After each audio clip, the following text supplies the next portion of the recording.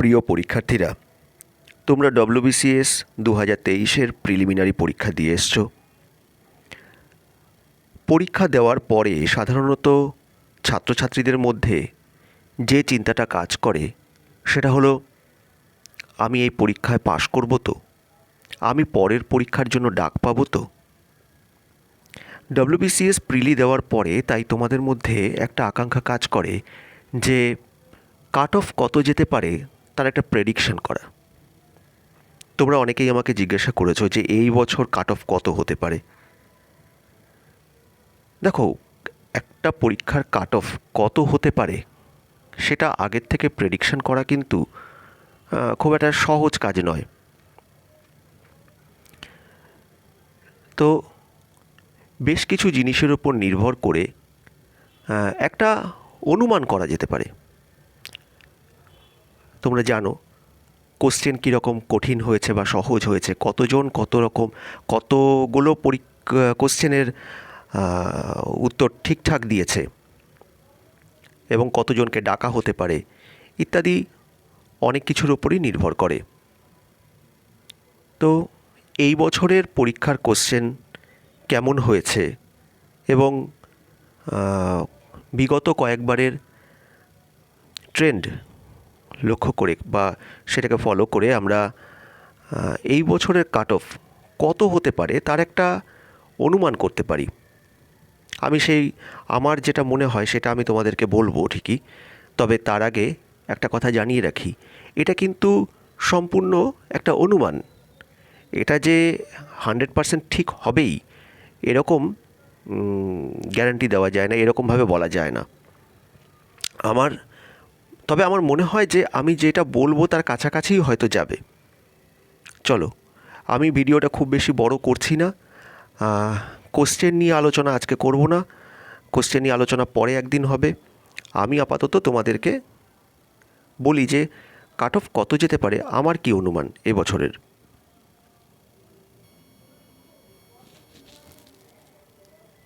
দেখো, এবছর যে ধরনের প্রশ্ন এসেছে তাতে আমার মনে হয় সোজা প্রশ্ন এসেছে প্রায় 70টার মতো, মডারেট এসেছে প্রায় ধরো 60টার মতো এবং কঠিন প্রশ্ন এসেছে প্রায় ধরো 70টার মতো।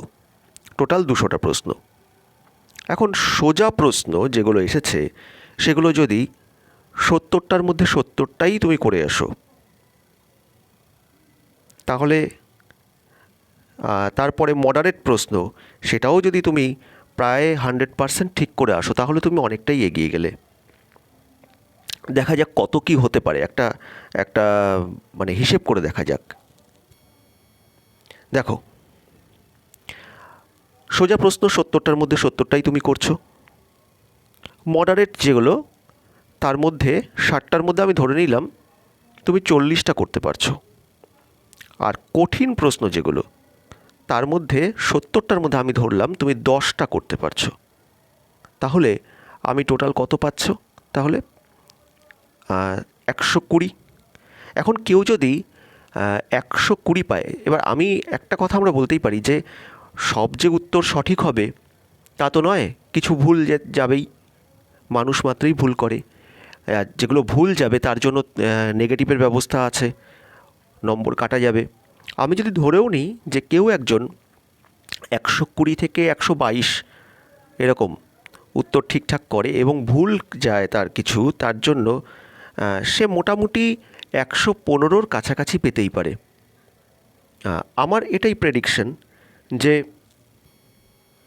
ধরে নাও জেনারেলদের জন্য কাট অফ 115-র কাছাকাছি, এবার ±5 হতে পারে।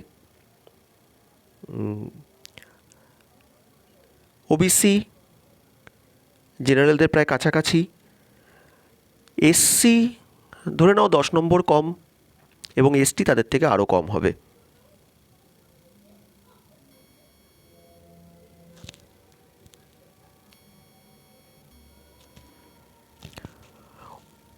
কোন প্রশ্নগুলো সোজা ছিল বা কোনগুলো কঠিন ছিল বা কোশ্চেন নিয়ে আলোচনা সেটা আজকে আর করছি না। ভিডিওটা আমি খুব ছোট রাখতে চাইছি।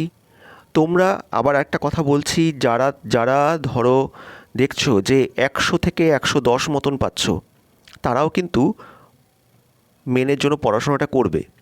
তার কারণ আমি তো বলছি এটা একটা অনুমান মাত্র।